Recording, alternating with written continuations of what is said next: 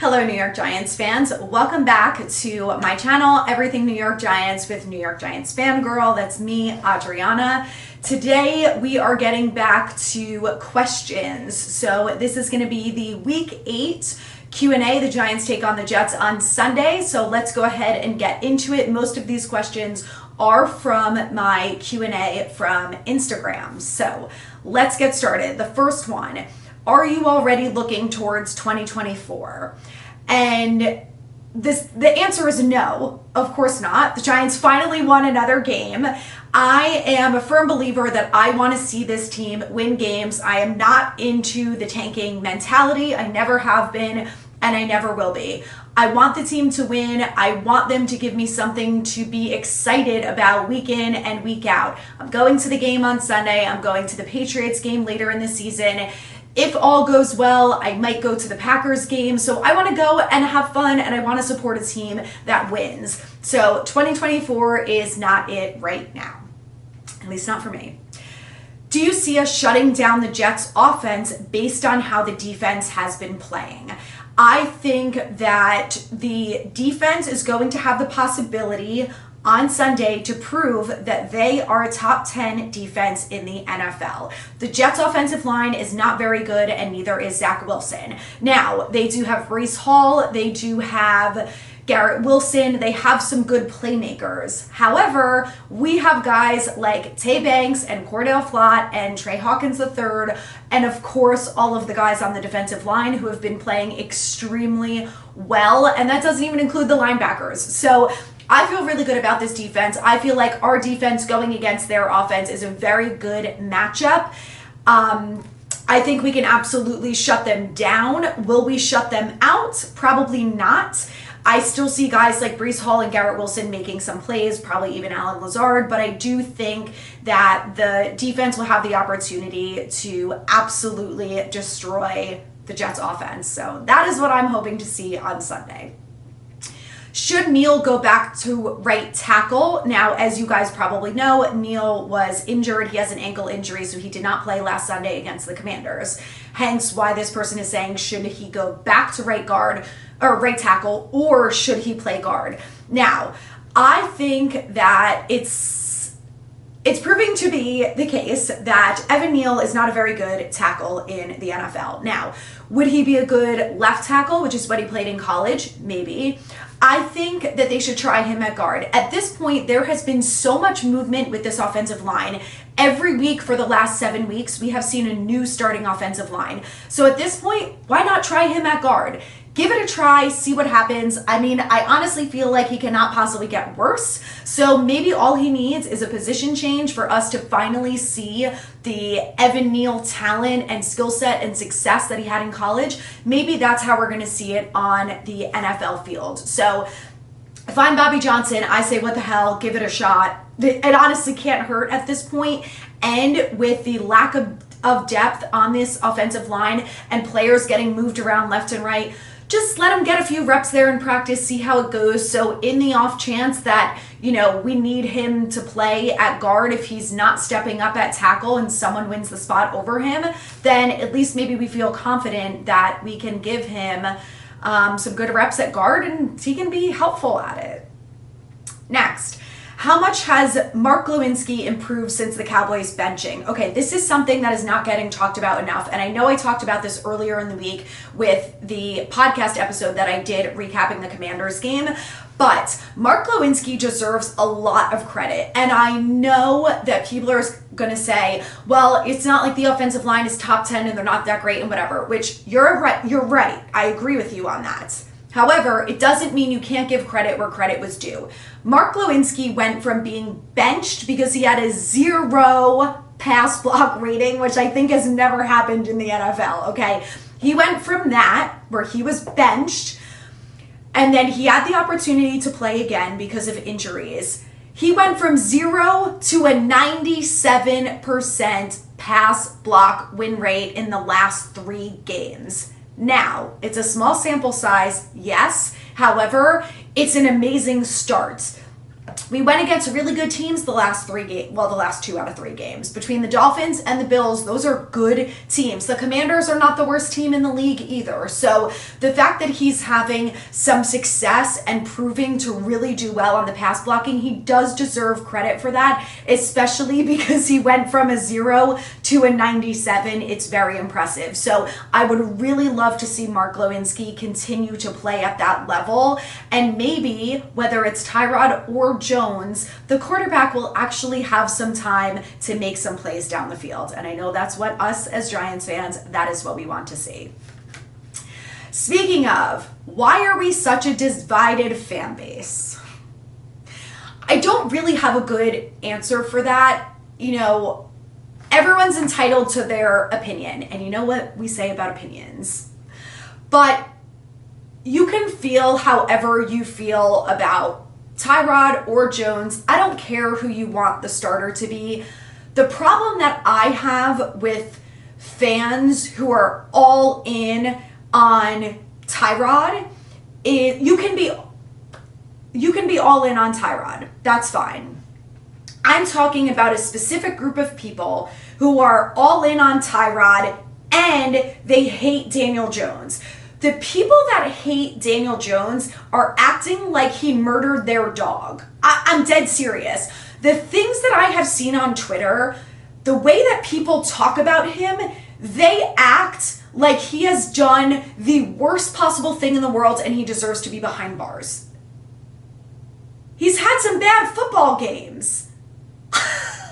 That's it. Like, you guys know I take this seriously. I'm a diehard fan. Like, I've been through the good, bad, and the ugly. You know, I take it seriously, but also I have perspective in the world. At the end of the day, we're talking about a football team, okay? They're not changing people's lives. They're not heart surgeons. They're not going to battle and risking their life every day. Yes, the sport is violent. It is extremely dangerous. They deal with very serious injuries. I am not making light of that. What I am trying to get across is the people that act like Daniel Jones personally did them wrong and now they hate him and they are happy that he's injured and they never want to see him be a Giant again. They want him removed from the NFL. You know, it's disgusting behavior. I've said it before and I'll say it again. I think that we can all agree that we are Giants fans first. I don't care who the quarterback is. If Daniel Jones goes and plays on another team, if Tyrod goes and plays on another team, if Tommy DeVito is our starting quarterback, we're still rooting for the Giants. So for people to actively be so angry and hateful towards Jones, it's despicable behavior. So again, if you want to root for Tyrod, by all means, root for Tyrod. If you want to root for Jones, root for Jones. The only thing that I ask is that people, like, put this into perspective, okay? He did nothing wrong to you personally. If you don't want to see him be the starting quarterback for the New York Giants, that's fine. You don't need to be hateful towards him. You know, I feel like I want to see Jones succeed. I want to see him be the starter of the team, and I want to see him win games for us. At the end of the day, if he's not that guy, then so be it. If Tyrod goes out there on Sunday and he throws for multiple touchdowns and he runs the offense immensely and doesn't turn the ball over and doesn't have any issues, then great. That's what I want. I want the Giants to win. It doesn't really matter to me who the quarterback is. So I think that we should all be agreeing on one thing, that regardless of the quarterback, we are Giants fans and we want the team to win. So let's just stop with the hate and, you know, stop being so divided, okay? We're Giants fans. At the end of the day. Do I think Dable should call the plays? Now, I think Mike Kafka is a very good play caller. In my opinion, I don't really want Dable calling the plays at this point in his career. I still think that he is a very young coach. It's only his second year coaching in the NFL. And in my opinion, he's made some questionable choices. And because of that, I do not want to add on the layer of play calling to his responsibilities on game day. I think he's got enough. I want to see him be consistent on when he goes for it on fourth down. I want to see him be better about managing the play clock. I would like to see him be a little bit more helpful when it comes to injuries. Like, there are just certain things that I want to see him improve on first. And for me, that does not include the play calling. I know a lot of people want him to. You are entitled to that right. In my opinion, I would like to see Kafka continue it. I think he's been very limited because of the play of the offensive line. I think that, you know, as the offensive line continues to play better and we get guys back from injury, I think we will start to see a little bit more creative play calls than we have seen in the past. At least I hope so. If it gets to the end of this season and we're not seeing that, we're seeing a very vanilla, boring offense regardless of the quarterback. But if the offensive line is playing well, if Saquon is moving the ball well, if the wide receivers are doing their job, there's no excuse for us to see a boring offense. So, you know, at the end of the season, it's a different story. But right now, I want to see Kafka continue to do it. I just want to see him take it up a notch. Who is returning punts? So right now, it looks like it's going to be the new player that they signed, Gunnar Olszewski. I'm pretty sure is his last name. Now, I did see some footage of him returning punts in practice today. Listen, we don't have a starting punt returner, so I think there is a very big possibility that we are going to see him elevated from the practice squad on Sunday. So I would say keep an eye out for him. He is wearing number 80 as of right now. Because Eric Gray and Gary Brightwell were both on the injury list, Eric Gray is on IR. I think Gunnar is going to be our best opportunity as of right now. I think we all agree we don't want our starting wide receiver by the name of Darius Slayton to be out there fielding punts. I'm not completely against Shep doing it again. He's not a punt returner. Accidents happen. Of course, I don't want him to turn the ball over, but I feel like, you know, maybe next time he could just call a fair catch and that would be fine. Do I think Waller or Kavon will last here longer? I think that's a really interesting question because I'm sure everyone has heard by now, especially if you live in the tri-state area and you listen to WFAN, you heard what happened with Brandon Tierney and Sal and Carl Banks. And I am on Team Carl Banks here. It sounds like everyone is, and I think you guys will all agree with me. They literally kicked Carl Banks off WFAN because of what he was saying about Kavon. And first of all, that's disgusting behavior. Like, you're acting like a child. Stop it. WFAN, if you want me on, give me a call. I will come on. I will not kick anyone off. I will give Carl Banks and any former New York Giant the respect that they deserve, first of all. And second of all, you can disagree with someone. That's fine. They outright said they didn't know enough about the defensive scheme or what Kavon was doing. And when Carl explained it to them, they literally were disagreeing with him. Like, Carl was spitting facts. Anyway, Kavon has done a really great job so far this year. He is on pace to be the first player ever in Wink's system to get double-digit sacks. I think he's got 5.5 on the year. I am not worried about Kavon. I think he's going to be here for a very long time. I think he could easily be a player that retires a New York Giant.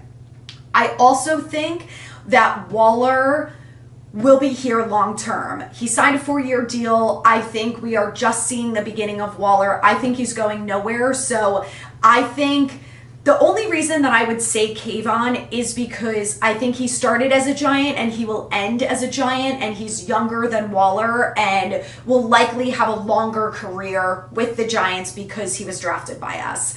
But I think they both will be Giants for a very long time, and I love the two of them and have been very encouraged by both of their play. Lastly, any injury updates. So we have not gotten the injury report from today's practice yet. I just am double checking on Twitter right now, but based on what we saw yesterday and what I have heard so far from Dable. So Dable spoke to the media today. He said there was no update on Jones. He still has not been cleared for contact. He's a limited participant. Andrew Thomas, also a limited participant, and same with John Michael Schmitz, although it does seem like there's now a little more optimism on John Michael Schmitz than there is on Andrew Thomas, which is extremely frustrating. I don't know what is going on with Andrew Thomas. I know he suffered that setback right before the Seahawks game. I really hope that he can come back. If he can't come back this week, I hope it's John Michael Schmitz. I just think having one of those guys back would make a really big difference for this offensive line, and I would love to see it. So the last thing I see here from Dan Salamone, who works for the Giants, he said that Daboll added that the full injury report should look the same as yesterday's. So if you want a reminder, this is the injury report from yesterday. The guys who were limited included Saquon elbow, Graham Gano left knee, Adoree Jackson neck, Jones neck, Neal ankle, Schmitz shoulder, Tibbs knee, Thomas hamstring, Waller hamstring. And the two guys who did not participate yesterday were Gary Brightwell because of the hamstring and Leo Williams, which was a rest day. So Leo Williams should be a full go at practice today. He should be off that list. The did not participate, I hope, is only Gary Brightwell, and that has not changed. If the limited participants, Barkley, Gano, Jackson, Jones, Neal, Schmitz, Tibbs, Thomas, Waller, if all of those guys are limited again, I would say it's nothing really to worry about. The big thing that we want to see is that at least some of those guys are listed as full participants on Friday. So stay tuned. Follow me on Instagram at New York Giants Fangirl. That will be the first place that you will see the injury updates tomorrow on Friday, and be prepared for everything you need to know about the Giants versus Jets at MetLife on Sunday. If you will be there, let me know in the comments. I will be tailgating in D3 and hope to see you guys there. Go Giants!